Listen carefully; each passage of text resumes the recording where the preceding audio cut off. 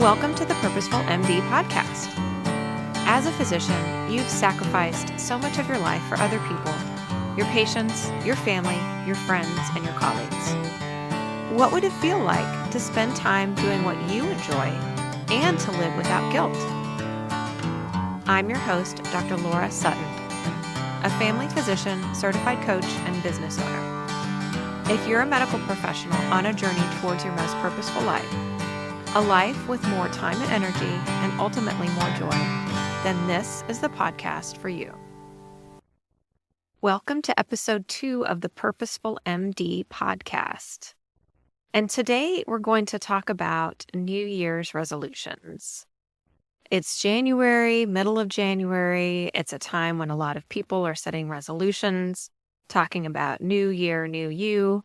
And this might be you, and you might have struggled with New Year's resolutions in the past.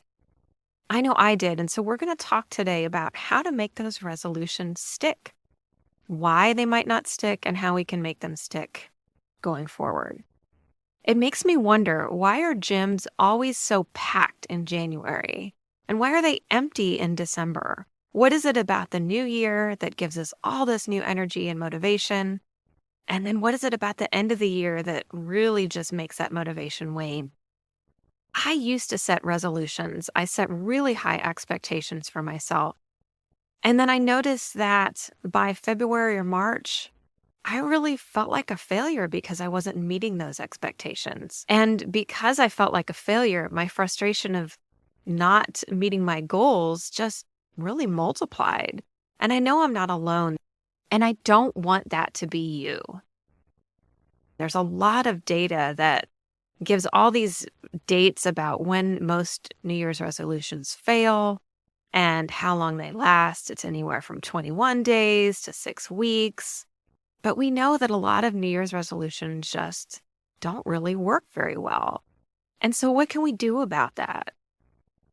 After a few years of really struggling with keeping these resolutions, I tried something different. I broke my goals down into something smaller, something more manageable.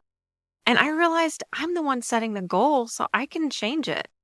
It's my goal, so if I want to move it around, if I want to change it, that's okay. I give myself permission. And it really released a lot of pressure for me. It allowed me to be more productive, more peaceful. I wasn't beating myself up. And ever since then, I've really just been very intentional about not setting these expectations for myself that I may not want to achieve. So why don't New Year's resolutions work very well? Well, there are a lot of different reasons. One is that they can be unrealistic. We set these big goals. Again, January is a very arbitrary date, but we hear all this energy around us about a clean slate, a new start, and it can be, and that's okay. But if that clean slate and all of that energy around that just feels like more pressure for you, then don't worry about it. Again, it's an arbitrary date. We tend to think that we're going to be this new person in January. We're just going to wake up on January 1st and our brains are going to be different and we're going to want to do things different. And we're going to have all this motivation that we didn't have before. And that just doesn't happen.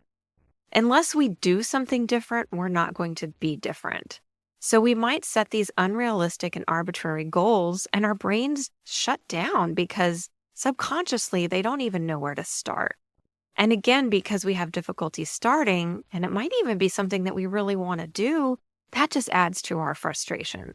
So setting unrealistic or goals that are too big for our brains to comprehend is a recipe for disaster. Another reason they don't work is our goals are vague. If we don't define it, then we can't achieve it. And our brains are going to shy away from these vague goals. We're going to shut down again. It's another subconscious block. So I was working with a client last year who said that he wanted to get in shape.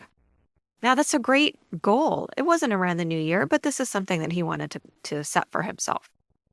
So first I had to ask him, what does that mean? It was a really vague goal. Getting in shape means so many different things to different people.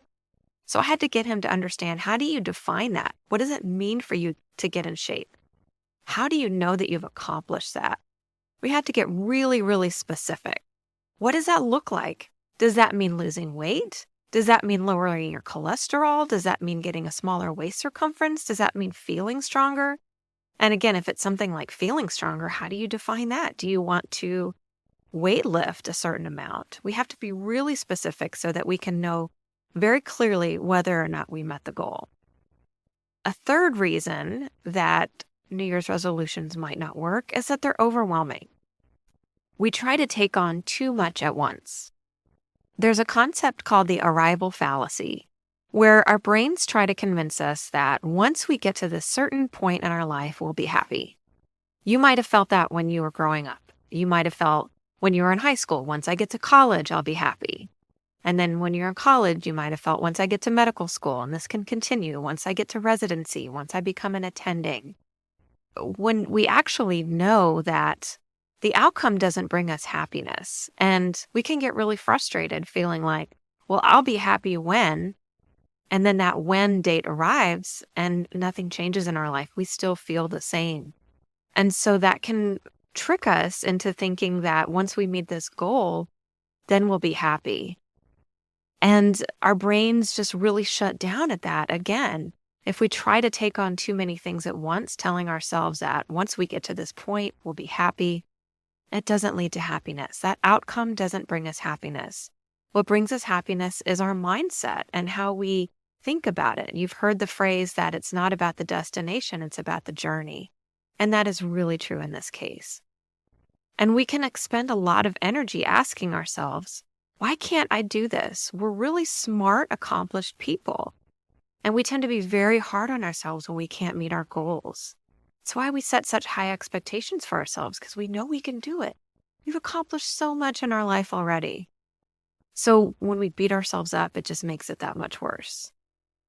Another reason that New Year's resolutions tend to not work well is that those goals can be arbitrary. It can be a goal that doesn't mean much to us.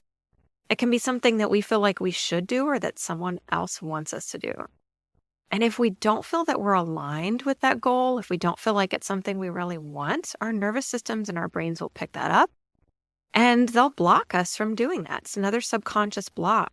We might do it, we might comply for a while, but it's not going to be sustainable. And it just takes that much more energy for us to comply and to get through with that behavior.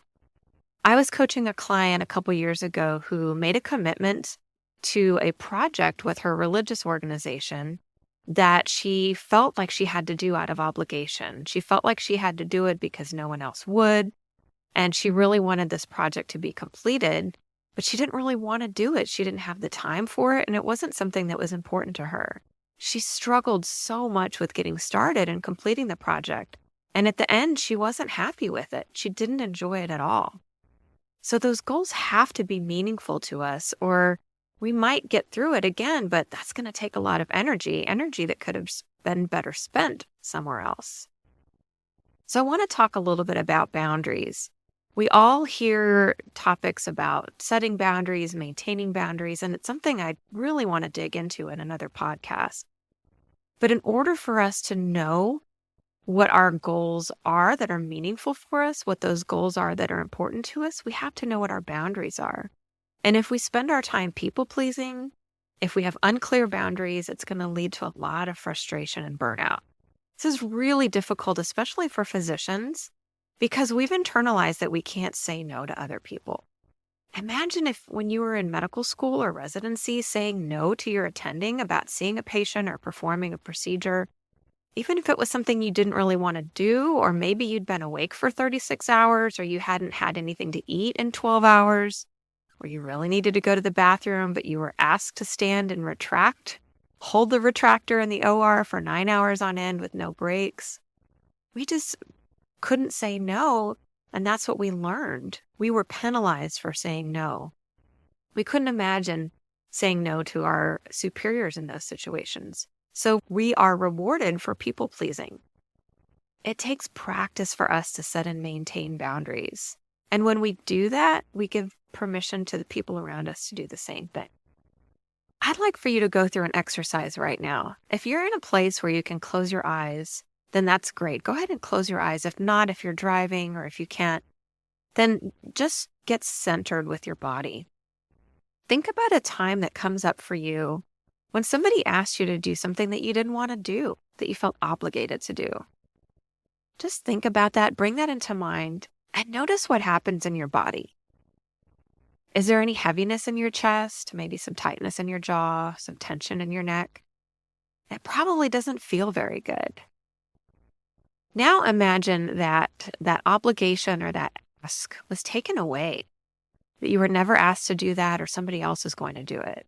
Now notice what happens in your body. You probably feel a little bit lighter, like maybe some tension was lifted, maybe some more relaxed, more peaceful. That's what we're going for, that centeredness, that groundedness. We want to make sure we're acting out of love rather than out of obligation.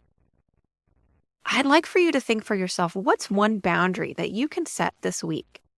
It's okay to start small. In fact, we want to. If you go for the big things right away, it can be really difficult. So start small. And as you think about setting that boundary, what thoughts come up? It might be a thought that, I can't set that boundary. I can't do X, Y, or Z. That other person won't like me. As you notice these thoughts, question them. Ask yourself, are they true?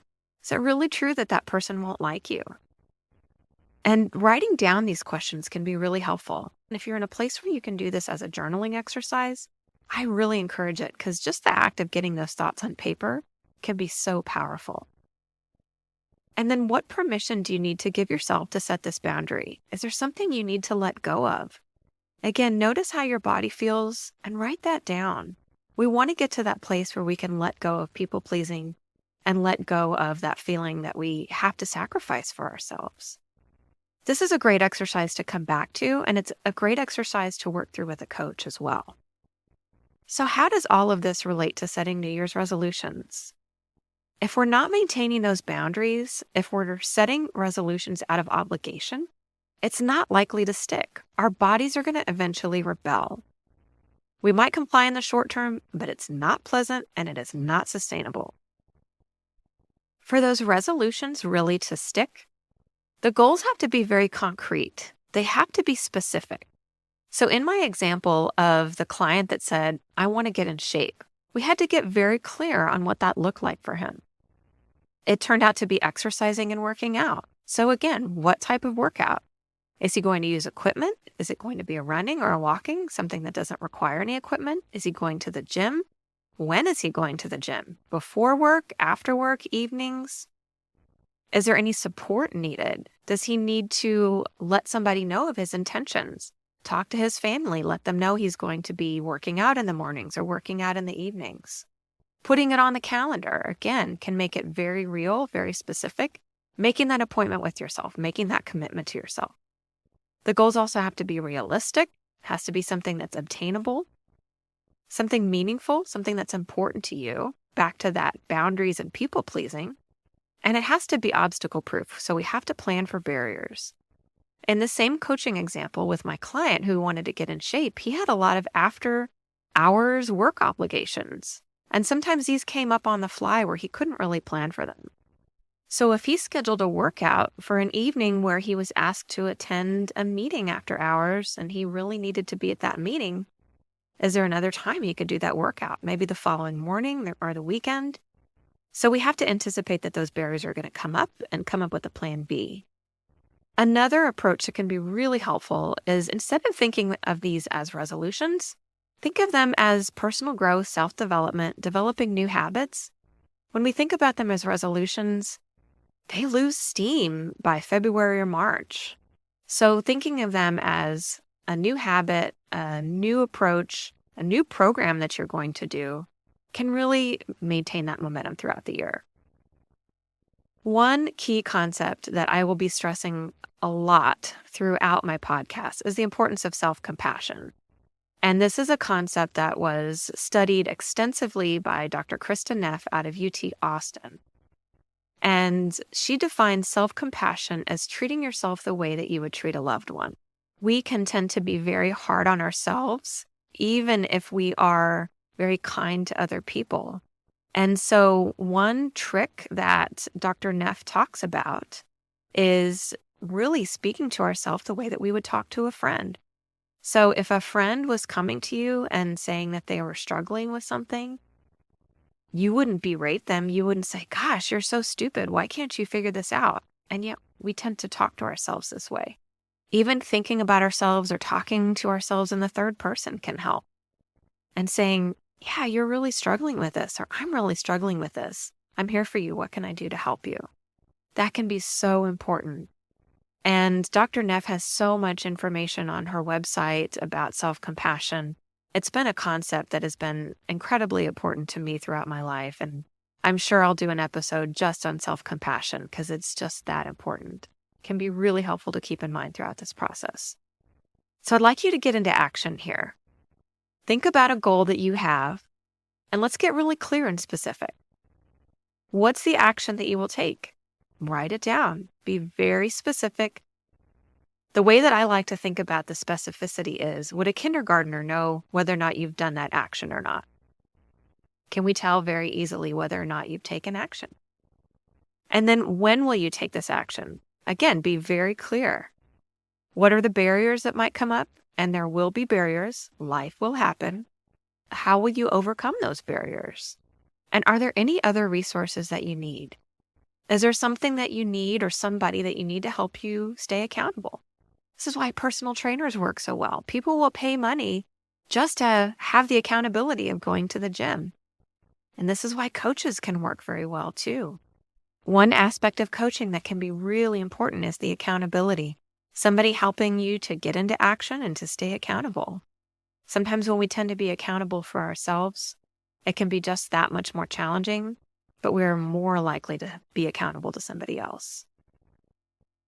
So I encourage you to try these steps and reinvent your New Year's resolutions. Look at your New Year's resolutions in a whole new way. And I'd love to hear how this has worked out for you. Thank you for listening. Thank you for listening to the Purposeful MD podcast. If you like what you hear, please rate and review the show. Please also visit my website, www.thepurposefulmd.com, for free downloads or to discuss working with me as your coach.